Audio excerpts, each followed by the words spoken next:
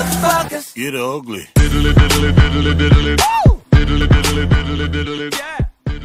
Paul 200. Yo les gens, c'est Paul 200, j'espère que vous allez bien. Et aujourd'hui, je me baladais. Aujourd'hui, c'était il y a une semaine, je me baladais sur mon iPad. Parce que vous savez que sur iOS, vous avez des widgets. Et sur les widgets, on a un widget news. Et donc, ces news nous donnent des news avec un peu tout. Et donc, sur ces news, j'ai trouvé un article, le voici.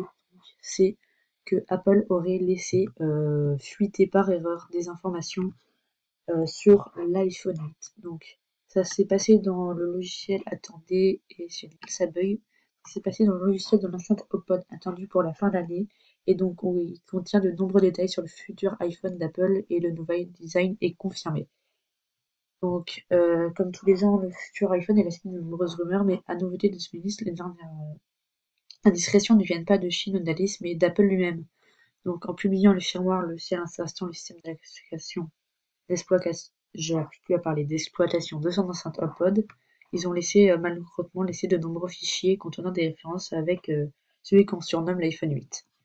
Donc, la première truc, c'est qu'il y aurait un écran bord à bord, et surtout, il n'y aurait plus de boutons. Ça serait un écran complet et il n'y aura plus le bouton principal comme on a l'habitude de voir sur tous les appareils Apple. Et il aurait disparu. Parce qu'ils n'ont pas réussi apparemment à mettre à temps et voilà. Donc ça, en fait, je me suis trompée, mais c'est par rapport. Ils n'ont pas réussi à mettre à temps le design. Donc il y aura. Attendez, je mets pause. Aussi, mon ordinateur bug beaucoup, donc j'ai fait cette vidéo à la va-vite parce que j'avais vu cet article-là. Je suis rentrée de vacances et j'ai voulu la faire. Donc depuis juillet, il aurait révélé que l'Apple n'aurait pas su intégrer son capteur d'empreinte digitale, touché sous l'écran de l'iPhone 8. Depuis, il est difficile de savoir de quel système de notification serait utilisé pour l'appareil. Mais donc ça serait apparemment la technologie de reconnaissance faciale qui aurait permis de déverrouiller l'appareil en toute sécurité. Il aurait même un grand angle qui permettrait que on puisse faire par exemple l'iPhone est posé sur une table, on s'éloigne et il y a quand même il reconnaît quand même notre visage. Et après donc on nous dit à la fin que apparemment, je sais plus où c'est, mais apparemment quand l'écran il pourrait reconnaître nos humeurs. Par exemple, si on est devant l'écran, il pourrait que ça sonne pas les notifications ou des trucs comme ça, il reconnaît notre humeur ou si on est devant l'écran, grâce à cette reconnaissance faciale. Donc apparemment, le code du firmware de l'HomePod contient également de nombreuses informations sur le futur écran qui devrait équiper l'iPhone 8.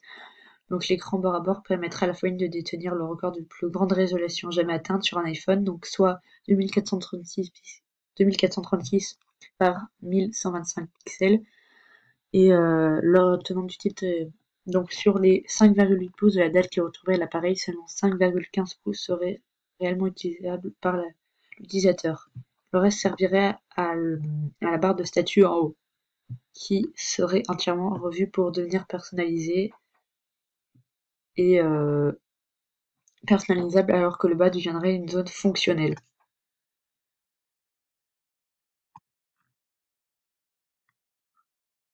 Voilà donc. Tandis pour septembre, il reste encore donc quelques semaines à tenir pour Apple avant d'officiellement dévoiler l'iPhone 8. L'incident HomePod devrait servir de leçon à l'entreprise si elle souhaite garder quelques mystères pour ce 10e anniversaire, à moins que tout ça ne soit volontairement diffusé pour entretenir les rumeurs. Donc peut-être que c'est fait exprès, je ne sais pas, mais je tenais à vous dévoiler ces informations. Donc c'est une vidéo qui durera pas plus de 5 minutes, mais je voulais vous la faire pour vous montrer ça. Donc désolé, mais j'ai du mal à parler, en fait, je viens de me réveiller et je suis un petit peu fatiguée. Donc je mettrai la vidéo en ligne que ce soir. Et voilà. Donc j'espère que cette vidéo vous aura plu et moi je vous dis à bientôt pour une nouvelle vidéo. Et tu peux liker si t'as appris quelque chose et si t'as aimé cette vidéo. Et tu peux aller aussi t'abonner. Allez, au revoir.